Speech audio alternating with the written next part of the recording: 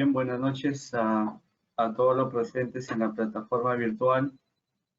El día de hoy vamos a continuar con la temática vinculada al curso sobre acto administrativo y presente administrativo. Por favor, quisiera que por el chat los que están conectados nos confirmen si es que tienen el audio, si es que pueden escucharme con normalidad para ya dar inicio a nuestra sesión. Por favor, si por el chat podría confirmarme, o la organización del evento, a ver si es que también me confirma por el chat sobre si es que no tenemos problemas en el audio.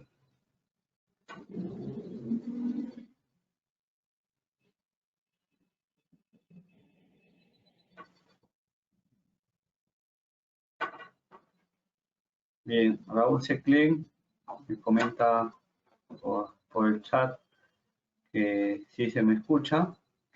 Eso voy a esperar si alguien más, por favor, me confirme el audio para poder iniciar la sesión. El día de hoy toca hablar sobre el acto administrativo. Sin embargo, en la sesión de ayer hubo unos pedidos de que podamos hablar sobre el silencio administrativo. Voy a dedicar unos minutos de la exposición del día de hoy para hablar sobre los silencios administrativos, cómo lo regula la ley del procedimiento administrativo general, ¿no? Y cuáles son los efectos, digamos, de si se produce un silencio positivo o un silencio negativo, que, digamos, tiene efectos distintos de cara al ciudadano y también de cara a la autoridad administrativa. También la señorita Flores, Daisy Flores, nos dice que sí se me escucha perfectamente. Bien, entonces ya habiendo confirmado la nitidez del audio, vamos a dar por iniciada la sesión.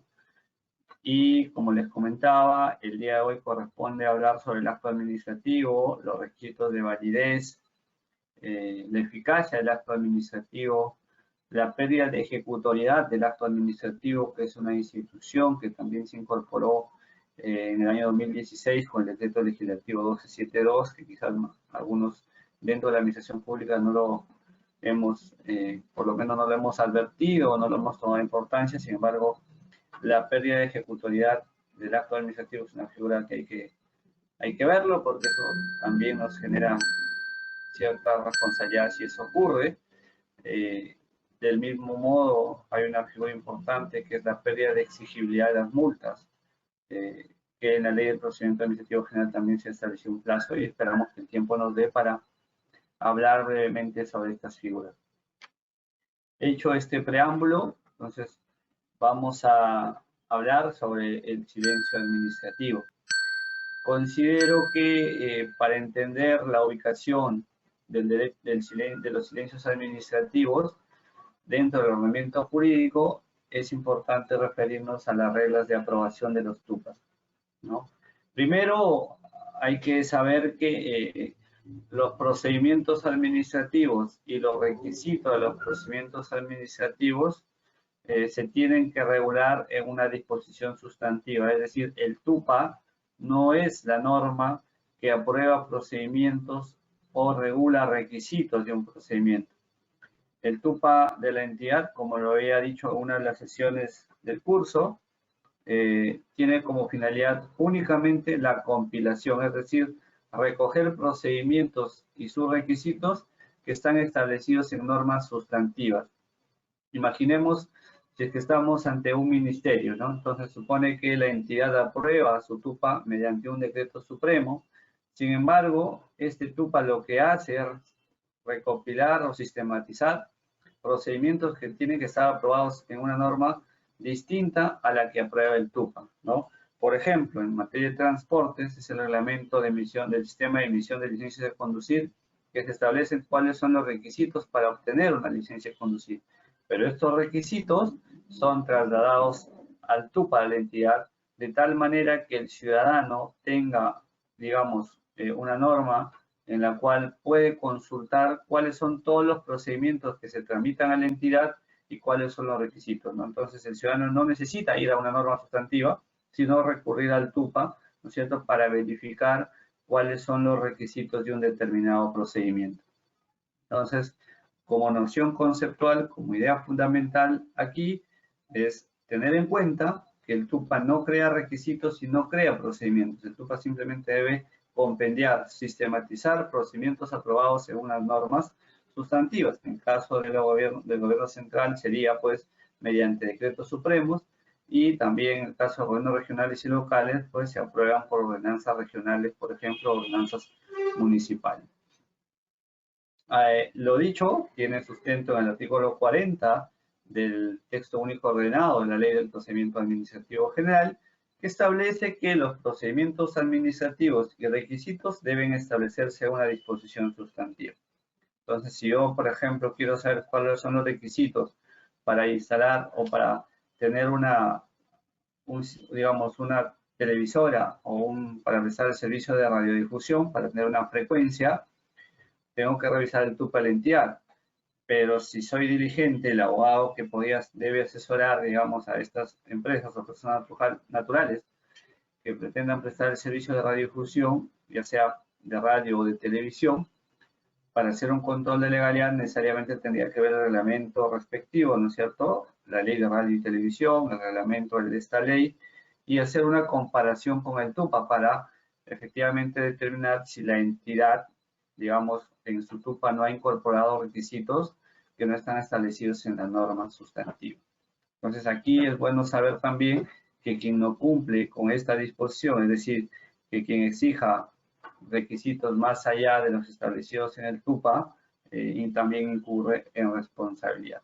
Entonces, el artículo 40 es la que sustenta esta exposición que planteo y que establece tajantemente que el TUPA tiene una finalidad compendiadora o sistematizadora de procedimientos administrativos y en el cual no se pueden crear procedimientos ni establecer nuevos requisitos, ¿no? Entonces, muchas veces las entidades de la administración pública cometen el gran error de crear procedimientos y establecer requisitos en el TUPA, ¿no? Y esa no es la finalidad del TUPA. Eso sería, digamos, cometer o estar ante la presencia de barreras burocráticas y legales, ¿no? Este TUPA es una novedad que tiene el ordenamiento jurídico administrativo peruano, que tiene por finalidad, ¿no?, dar facilidades al ciudadano para poder verificar cuáles son los requisitos y cuáles son los procedimientos que se tramitan en las entidades, ¿no? Como sabemos, las entidades tienen una serie de estructuras organizacionales con sus propios reglamentos, con sus propios procedimientos, que si es que no tuviéramos un TUPA, pues sería muy difícil de cara al ciudadano mantener una información ordenada, ¿no es cierto? Entonces, esa es la relevancia del TUPA. Nuevamente, insisto, reitero, para que ustedes tomen claridad en la idea, que el TUPA no debe crear procedimientos ni mucho menos requisitos, sino solo compendiar. Entonces, ese es un tema fundamental. Franklin Tola sobre este tema nos pregunta si todas las instituciones tienen TUPAs y también las empresas privadas. No, en verdad, esta ley 27444 se aplica únicamente a las entidades de la administración pública, ¿no? Y aquellas entidades privadas, habíamos dicho en la primera sesión, que se aplica a las entidades privadas que prestan servicios públicos o ejercen función administrativa, ¿no? Entonces, no es aplicable o no es exigible a las entidades privadas que tengan su TUPA, sino son las entidades de la administración pública por regla general. Bien.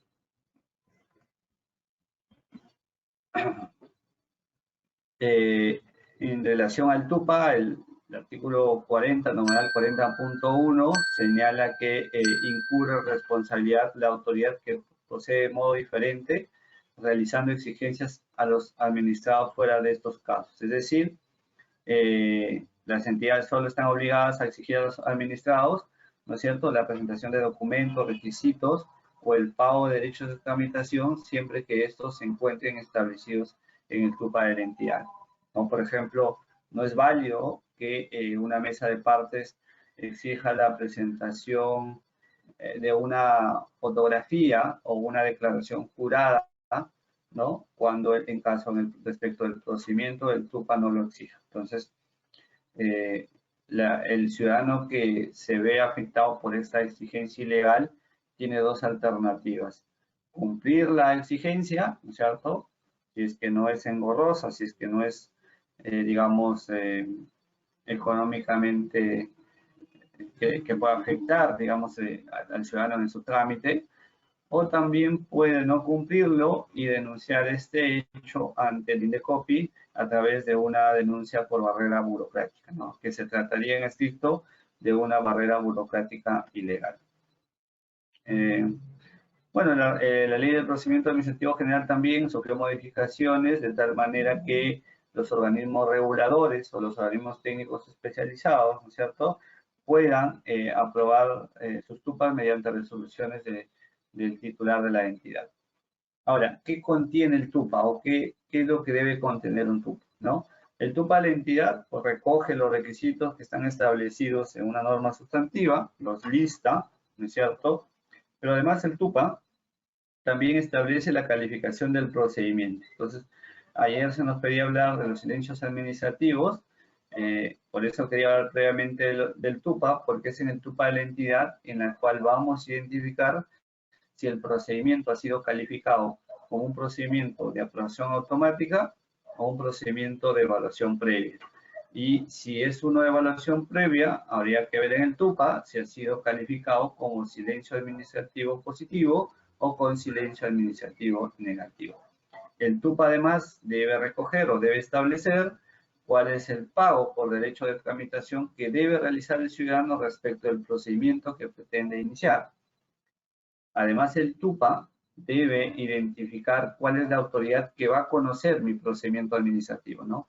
Cuáles son los recursos que podría interponer respecto de alguna denegatoria, ¿no es cierto? Y también el TUPA aprueba los formularios de las entidades, ¿no? Entonces, muchas veces nosotros decimos, bueno, las entidades me exigen que llene determinado formulario. Esos formularios tienen que estar aprobados en el TUPA de la entidad. Si es que ese formulario no está aprobado, no tendría, digamos, la entidad mecanismo legal para exigir que el ciudadano cumpla con el llenado de ese formulario. En buena cuenta, el TUPA sistematiza elementos fundamentales como los requisitos del procedimiento, el pago que debo realizar, si este procedimiento está sujeto a silencio negativo o positivo, también identifica la autoridad competente y los recursos que se pueda presentar respecto al procedimiento. Entonces, miren la importancia, digamos, de cara al ciudadano, la regulación del TUPA de las entidades de la administración pública. Entonces, digamos, desde una óptica de facilidad o de ordenación de la información, pues el ciudadano tiene que verificar simplemente el TUPA. Sin embargo, es casi mayoritariamente unánime que con anterioridad al decreto legislativo 1272, ¿no? Se ha podido verificar que gobiernos regionales y locales tienen TUPAs, o en sus TUPAs se han establecido procedimientos y requisitos que no tienen respaldo en una norma distinta. Entonces, esos procedimientos serían ilegales, ¿no? Porque no cumplen con el marco normativo que establece la ley del procedimiento administrativo general. Y esto nuevamente, ¿por qué? Porque como habíamos dicho en la primera sesión, la ley del procedimiento administrativo general es una norma rectora y todas las disposiciones que establece esta ley debe ser cumplida por todas las entidades de la administración pública. Entonces, ahora, se supone que las entidades de la administración pública aprueban su TUPA en el caso del Ministerio mediante decreto supremo, en el caso de los gobiernos regionales mediante ordenanza regional, ¿no es cierto? ¿Qué pasa si la entidad pretende modificar su TUPA? Entonces, si es que la modificación implica, digamos, la eliminación de un procedimiento administrativo o la eliminación de ciertos requisitos o la disminución de los derechos de tramitación, la ley del procedimiento administrativo general da la facultad a que sea el titular de la entidad mediante el acto resolutivo correspondiente para que pueda modificar el TUPA. Entonces, si el TUPA de alguna manera tiene por finalidad simplificar los procedimientos de la entidad, ¿no? Se puede aprobar por el propio titular, ¿no? Si es el caso de un ministerio, mediante resolución ministerial, y si es, por ejemplo, en caso de gobierno regional, mediante decreto regional, y si es una municipalidad, mediante decreto de alcaldía. Digamos que la simplificación administrativa evita usar o la utilización, mejor dicho, de normas de mayor rango. Entonces, si estamos ante la simplificación de requisitos, lo puede hacer el titular de entidad. Porque como habíamos señalado, si es que vamos a aprobar un nuevo TUPA, en caso de ministerios, se hace mediante decreto supremo y que implica la firma del presidente o presidenta de la República de turno. Bien, entonces, hasta aquí el TUPA cumple un rol fundamental. Uno de esos roles es la calificación de los silencios administrativos.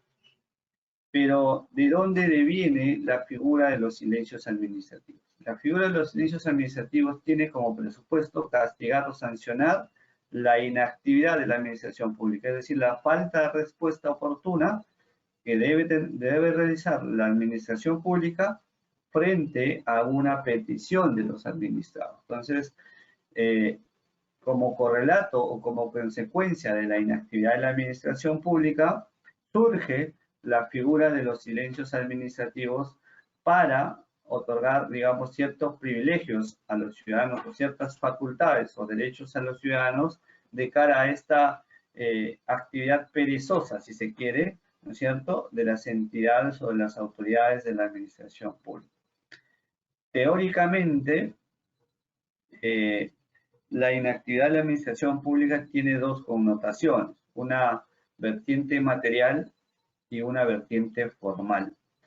La inactividad formal, ¿no es cierto?, se refiere a aquella pasividad o dejadez, si se quiere, de la administración pública dentro de un procedimiento que no emite respuesta ante una solicitud de los ciudadanos. Entonces, la inactividad formal es la ausencia de respuesta ante el ejercicio del derecho de petición o frente al inicio de un procedimiento administrativo.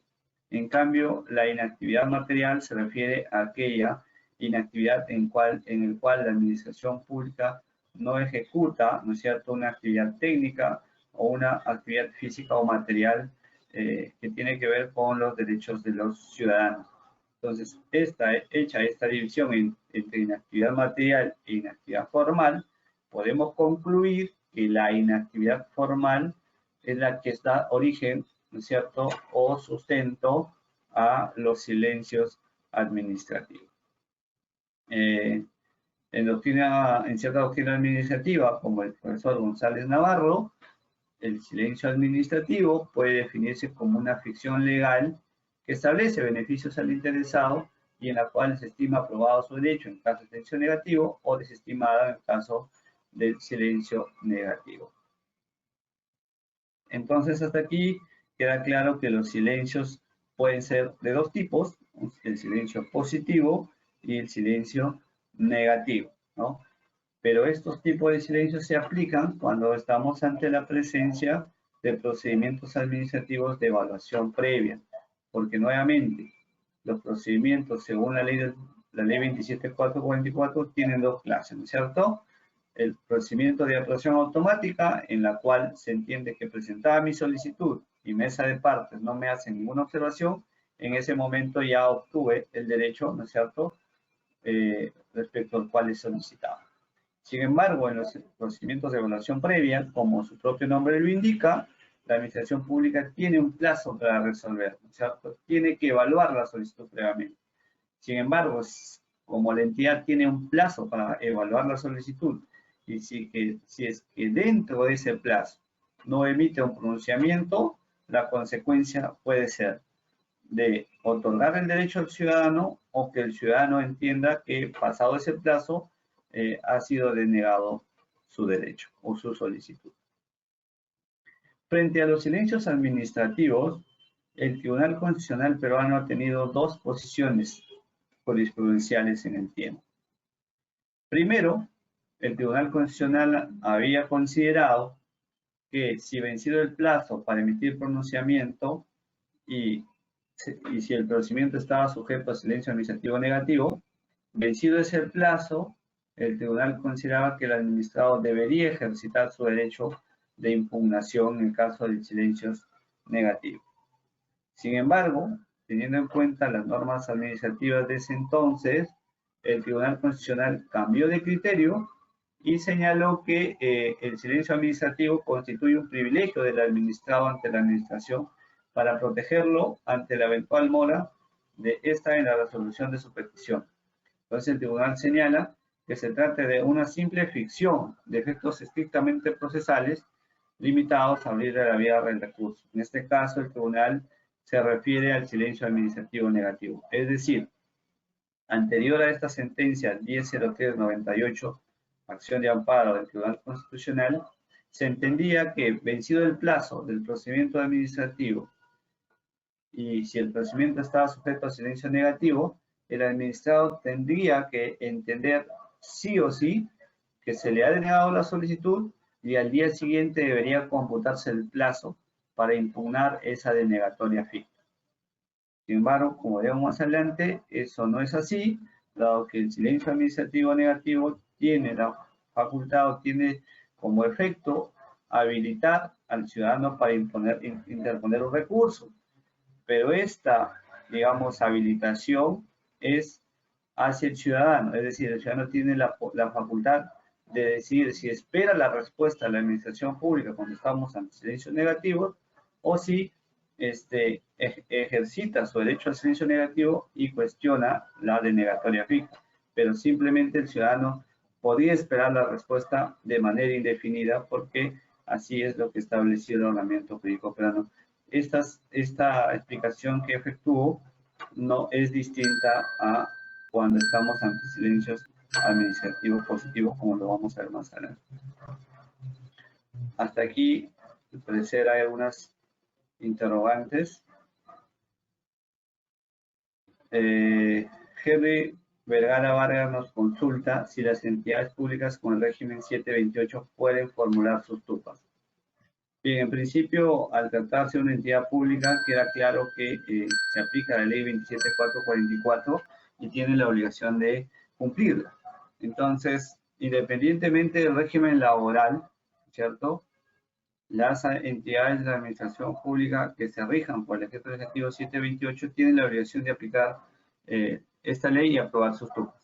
Típico ejemplo, la Superintendencia Nacional de Registros Públicos, ¿no es cierto?, su régimen laboral es 728 y tienen aprobados sus TUPAs. Y así diversas entidades, ¿no es cierto?, independientemente de su régimen laboral, si es que tramitan procedimientos administrativos, tienen que aprobar sus respectivos TUPAs. Y una vez, un tema adicional aquí a saber que los TUPAs de las entidades tienen que ser publicadas en el Diario Oficial del Peruano. Es un mandato también que establece la ley 27444. Ahora bien, ¿cuáles son los efectos del silencio administrativo? Los efectos van a depender si es que estamos ante un silencio administrativo positivo o si estamos ante la presencia de un silencio administrativo negativo. Y esta calificación nuevamente la vamos a encontrar en el TUPAR de la entidad. Entonces, ¿qué es lo que establece la ley 27444 respecto al silencio administrativo positivo? Dispone que los procedimientos administrativos sujetos a silencio administrativo positivo quedarán automáticamente aprobados en los términos en que fueron solicitados si transcurrido el plazo establecido máximo al que se adicionará el plazo señalado en el numeral 24.1 del artículo 24, la entidad no hubiera notificado el conocimiento expreso. La declaración jurada a que se refiere el artículo 37 no resulta necesaria para ejercer el derecho resultante del silencio administrativo positivo ante la misma entidad. ¿Qué es lo que se advierte de este artículo? Se advierte tres cosas elementales. Primero, si es que la entidad tiene, por ejemplo, 30 días para resolver un procedimiento y este procedimiento está sujeto a silencio positivo, pero la entidad no emite ningún pronunciamiento dentro de los 30 días, se entiende que el administrado obtuvo un derecho a su favor. Sin embargo, la ley agrega que para que yo pueda ejercitar mi derecho al silencio positivo, es decir, para entender que ya obtuve una aprobación, debo esperar, adicional al plazo del TUPA, es decir, a los 30 días, en el ejemplo que estamos comentando, debo esperar 5 días más, ¿no? Porque señala que se tiene que adicionar el plazo máximo establecido en 24.1, que habla del plazo de las notificaciones, ¿no? Y este artículo dispone que la notificación de los actos administrativos tienen que realizarse dentro de los 5 días de emitido. Entonces, si el procedimiento tiene 30 días hábiles para resolverse y no se hace, en principio ahí ya podría asumir que he obtenido un derecho. Sin embargo, teniendo en cuenta que la entidad tiene un plazo para notificar, ¿no es cierto? Tengo que esperar 5 días adicionales a este plazo establecido en el TUPA para poder yo entender que he obtenido un derecho vía silencio positivo. Si, pasado el plazo de los 30 días, más los 5 días de la notificación, no se me notifica ninguna resolución administrativa respecto al procedimiento que inicié, yo debo entender que he obtenido un derecho a mi favor, ¿no? Entonces, lo que establece también la ley 27444 es que si es que tengo el cargo de recepción, ¿no es cierto?, de un procedimiento administrativo y no obtuve respuesta pese a los plazos ya explicados, puedo con una declaración jurada en otra entidad hacer valer mi derecho al silencio positivo. No necesito presentar una declaración jurada ante la misma entidad para indicar que he obtenido un derecho, digamos, vía silencio positivo. Entonces, digamos, esa es la regla que hay que considerar para entender que se ha producido un procedimiento administrativo, un silencio positivo, ¿no? Digamos, respecto en relación al procedimiento o la petición que haya efectuado la administración pública. Ahora, también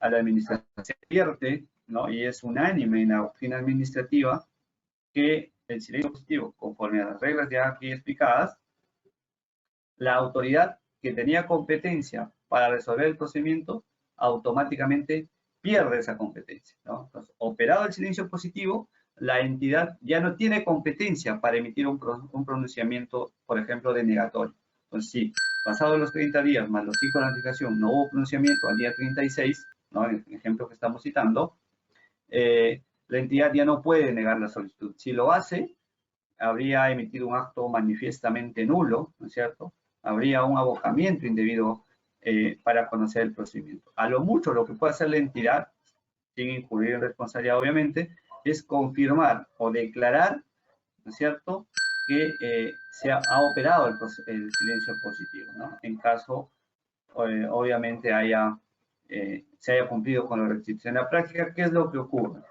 Si es que ya operó el silencio positivo por diversas razones, la autoridad administrativa lo que hace es evaluar, ¿no?, si efectivamente hubo o se ha generado un silencio positivo cumpliendo con los requisitos del procedimiento, ¿no? Si es que se verifica que efectivamente vía silencio positivo se ha obtenido un derecho conforme a la norma vigente, conforme a los requisitos del TUPA, entonces en algunos casos lo que he podido advertir, ¿no?, es que las autoridades administrativas emiten un acto administrativo, una resolución, por ejemplo, declarando que en tal fecha se aprobó vía silencio positivo la solicitud del ciudadano. Sin embargo, si de la evaluación advierte que se ha generado un derecho vía silencio positivo sin cumplir con el ordenamiento jurídico, lo que hace muchas veces las entidades de la administración pública es efectuar un informe, elevar el caso al superior, indicando que hay un vicio de nulidad, ¿no es cierto?, del acto administrativo generado por silencio positivo y solicitará la declaración de nulidad de oficio al superior jerárquico. Si el superior jerárquico declara la nulidad de oficio, esto va a tener como consecuencia que luego de la declaración de nulidad de oficio se efectúe el deslinde de responsabilidad de los funcionarios que incurrieron, digamos, en demoras respecto del trámite del procedimiento administrativo. Entonces, aquí una idea fundamental que ustedes deben llevar de esta sesión es que si ya operó el silencio positivo, la autoridad pierde competencia y a lo mucho lo que puede hacer es confirmar o declarar que hubo un silencio positivo válido. Nada más. No puede haber o no es válido, si que están del lado de la autoridad administrativa, de negar la solicitud si es que ya ha computado los plazos, operó el silencio positivo. Entonces, el silencio positivo tiene como consecuencia